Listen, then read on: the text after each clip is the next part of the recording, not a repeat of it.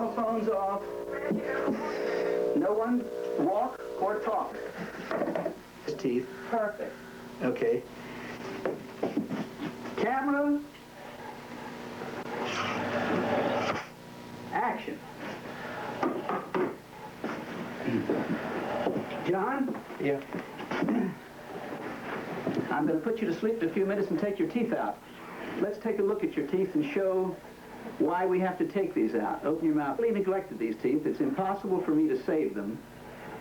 But I want you to tell me why you let your teeth get so decayed so that we can't save them, and you're going to have to lose them as a young man. What happened to you?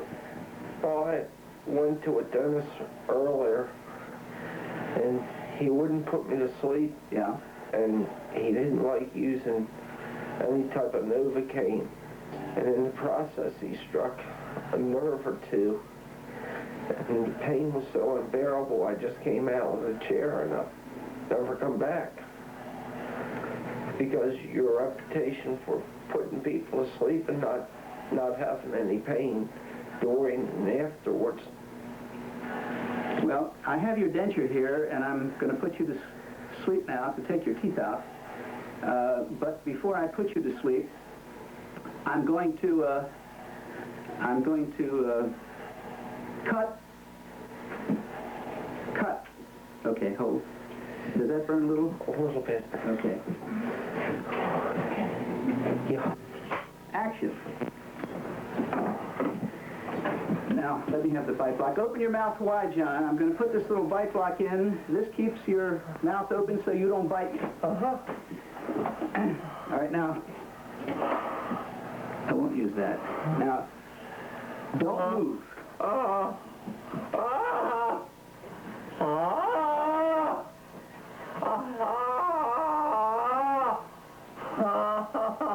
I was going to say, All right,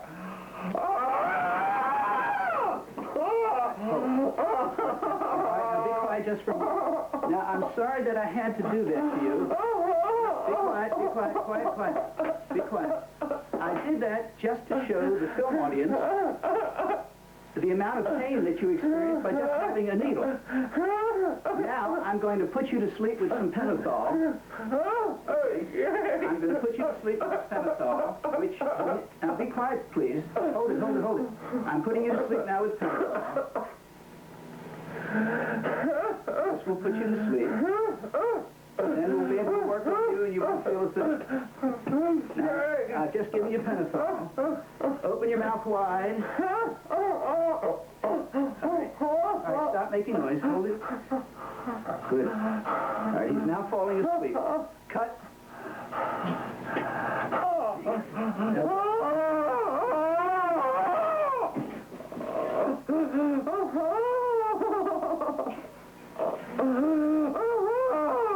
All right, don't move, John. Kim, come on in.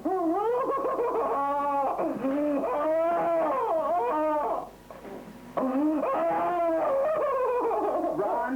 Yes, sir. Come on in.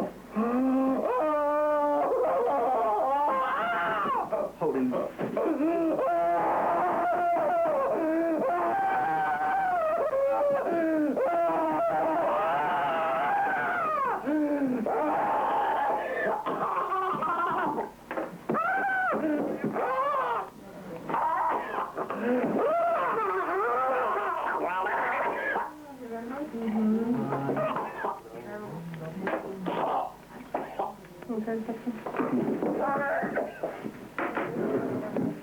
Yeah, give me a throat suction, please.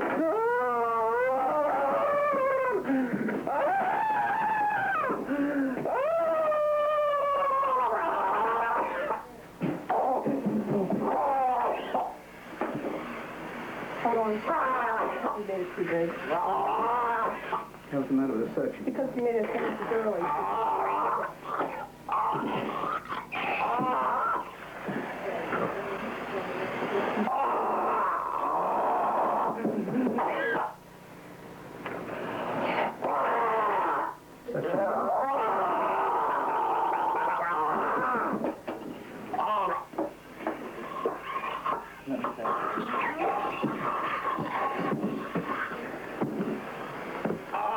get another spoon.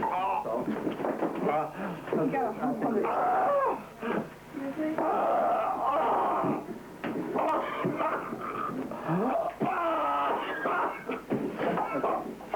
Enough? Yeah.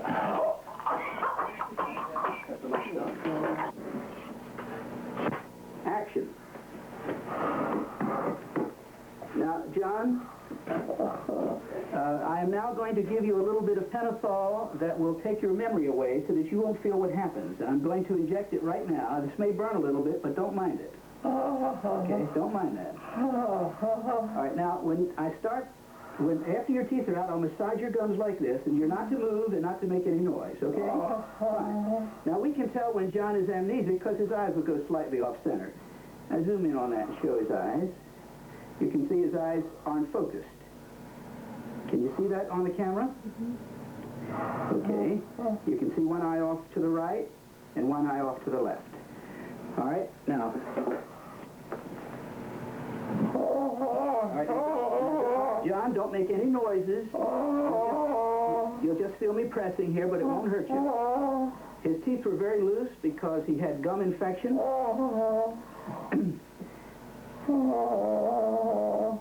Don't move. You'll feel a little bit of pressure. You won't feel any discomfort.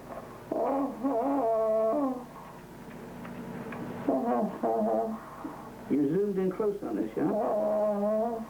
Close up on that.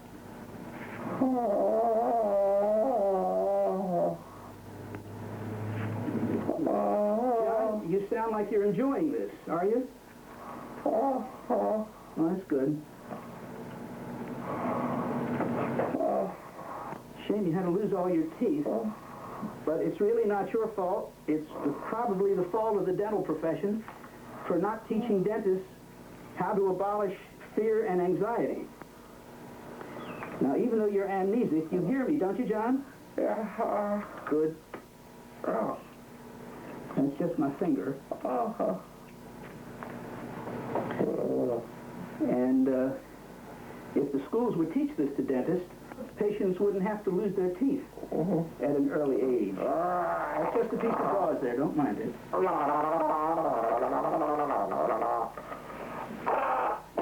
I'll take that out. Now, we'll put your denture in.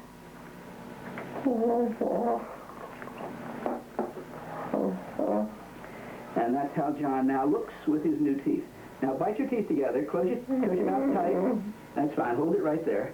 That's good. Close your lips together. Look at the camera. You didn't feel any pain at all? Not a thing? You know, you made an awful lot of noise. Did you remember making the noise? Good. Just a frightened man. All right, John, you sit here for a few minutes, and I'll let you get up. Okay, cut.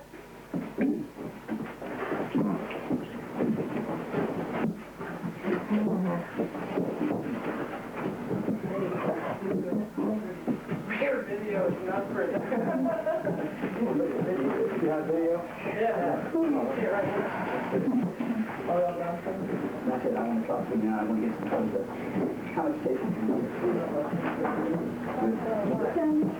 Just you go make loose now.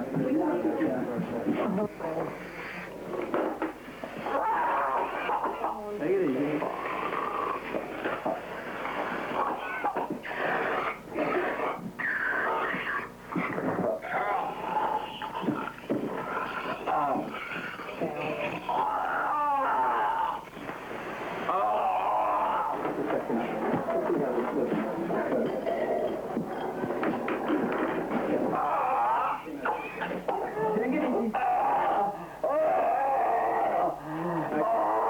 Take the denture out.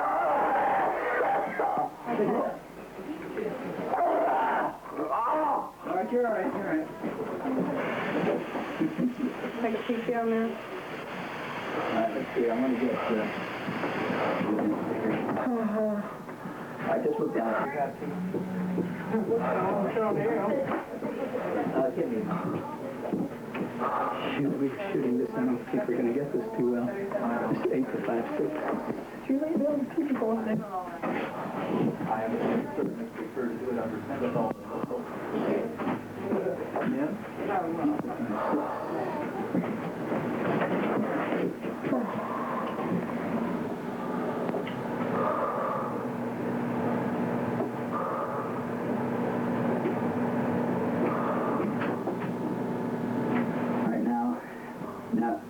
have the forces. And like you're handing it to me. Just, get over. All right, stay right where you are, It's okay. Don't move.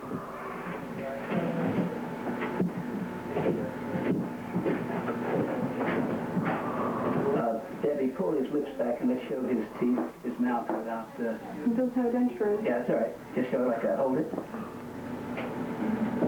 Hold.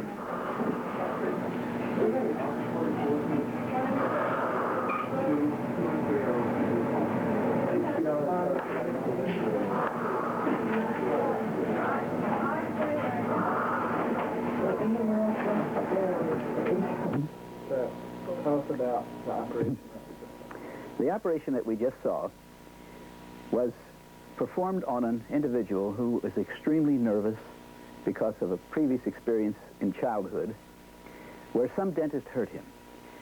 Because of the pain, which he never forgot, he neglected going to the dentist, and he simply just permitted his teeth to rot out. They were beyond repair. So he came to this office because he found out that we could put patients to sleep and do all the work while he was asleep. But he waited too long. We could have put him to sleep when he was younger to do his fillings, but he didn't probably know about it. So he came to us to put him to sleep to extract his teeth. Now, in the first part of the film, I wanted to demonstrate how this patient reacted to a needle. Now, he thought I was going to put him to sleep first, then give him whatever was necessary to extract his teeth so he wouldn't know or feel anything. But I decided to inject some Novocaine into him just to show you the violence of some patients' reactions to just the pain of a needle. And you saw that. Then after you saw the violent reaction that this patient had, I then gave him some Valium plus a little bit of pentothal. Not enough to put him to sleep, but just enough to produce amnesia. Now, that's a lot safer than going to sleep. We don't think it's very safe to put patients to sleep in a dental office. So we give drugs that simply abolish the memory. We use the Novocaine or xylocaine to abolish the pain reflex, because you saw how the patient moved and jumped while we were injecting the rest of his mouth with the xylocaine, but he didn't know we were doing it. Now, there's a question. Does a tree which is cut down in a forest make any noise if no one is there to hear it? Well, this patient made a lot of noise, but he didn't remember it. Not one single thing. We can continue the amnesia by injecting small quantities of either Valium or the pentothal from time to time. So what we did with this patient was this. The first injection simply was done, which we normally don't do, to show the audience the reaction of this patient without any drugs. Then we gave him the drugs intravenously. And after the drugs were given, you saw him reacting and screaming and crying. Now, this is, by all means, much safer than putting this man totally asleep. We could have easily injected about another 3 tablespoons full of pentothal and had this man totally unconscious. But the moment unconsciousness intervenes, especially when working around the mouth, you have all kinds of dangers. He might have vomited. If he vomited and the vomitus went down his windpipe, that would be the end of him. He could have gone into what is known as a laryngeal spasm, where the vocal cords close off and he couldn't breathe. Also, by putting him totally asleep, it might have bottomed out his blood pressure. And if his blood pressure fell, there is a possibility that 2 weeks later, he might have had a heart attack. We have no way of knowing this. So we attempt to steer clear of putting patients into total unconsciousness. So what we do is give small quantities of mixtures of drugs, which only abolishes the memory. Then we give the Novocaine so that he doesn't jump much while we work. Now, you noticed in this film that after the Novocaine was given and I went ahead and extracted the teeth, he didn't move at all. He was talking to us. He heard everything. He knew what was going on. He actually felt the teeth coming out, but he didn't remember it. And when we questioned him later, you saw what he said. No, didn't remember a thing. During the past 20 years, we have administered this method, which is known as intravenous amnesia, to over 20,000 patients without a fatality. it's pretty difficult to imagine a fatality occurring because the patient was never asleep. And we go by the slogan, if you don't go to sleep, you do not have to wake up. You're already awake. It's unfortunate that this patient had to wait to have this intravenous amnesia for the loss of his teeth. We have hundreds and hundreds of patients who find out about this, who come in and have these drugs intravenously, and we do 10, 20, 30 fillings at a time. In one patient, in one sitting, we might do 10 or 15 fillings, 2 crowns, root canals, and extract 4 impacted wisdom teeth, all while the patient is under these intravenous amnesic drugs, without the concomitant danger of putting them totally asleep. Right. This method of intravenous amnesia is not particularly new. We've been using it for about 20 years. In fact, I wrote a book about it entitled Principles of Sedation, Local and General Anesthesia in Dentistry, describing not only this technique, but many other techniques that we can use for patients on all different sorts of physical impairments. Some statistics that might be of interest are as follows.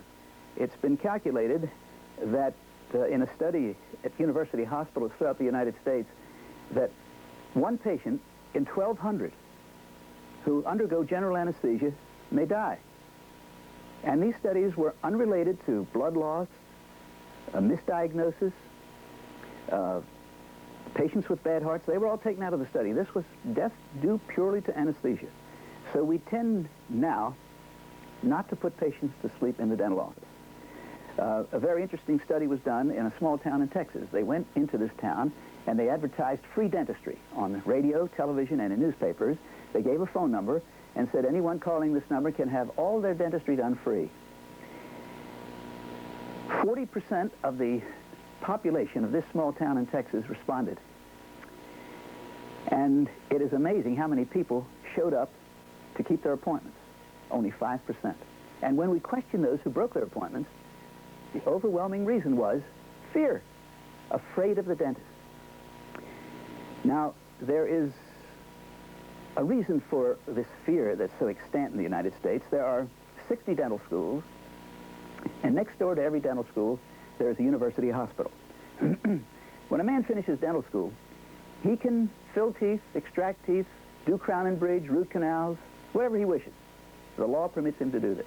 But if he wants to specialize in oral surgery and become an oral surgeon, 99% of whose work is simply extracting teeth, then he must go to the university hospital next door to the dental school and spend 3 years learning how to extract teeth. He also learns how to do fractured jaws and other complex things in the mouth. But when he finishes those 3 years and opens his office, by law, he can only extract teeth. He can't fill them. He can't do root canals. He can't do crown and bridge. He can't do anything in dentistry other than extract teeth. Now, in the dental schools, the professors of oral surgery who are in charge of teaching these men during the 3 years that they're getting that training, they are also taught anesthesia, and they know how to put people to sleep. But they can only put people to sleep for extractions. Now, the question is, why don't they teach this sort of thing in dental schools? How to take away this fear, how to give intravenous drugs so as to abolish the apprehension and the anxiety that so many patients experience. And there seems to be a conspiracy afoot